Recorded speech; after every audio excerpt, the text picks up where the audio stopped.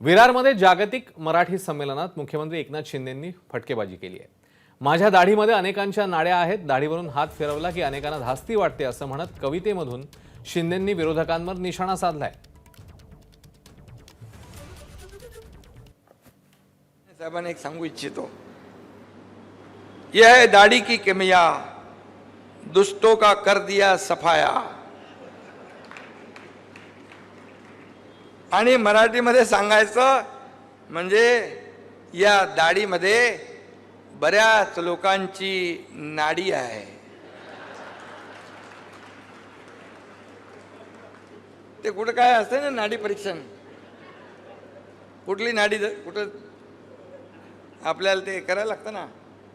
आपण पण माहित आहे, ते आपण पण करतात।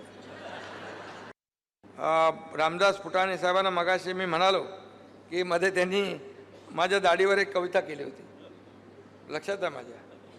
आणि त्यांनी म्हटलं की दाढीवर हात फिरवीत त्यांनी केला संकल्प, 50 आमदारांचं पुनर्वसन हाच यांचा प्रकल्प।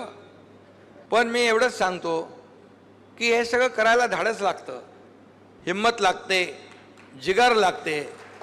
आणि एवढे 50 लोक आमदार, 13 खासदार, हजारो शेकडो लाखो कार्यकर्ते जेव्हा एका विश्वासाने सोबत येतात, तो विश्वास देखील आपल्याला सार्थ ठरवायला लागतो, त्याची देखील काळजी घ्यायला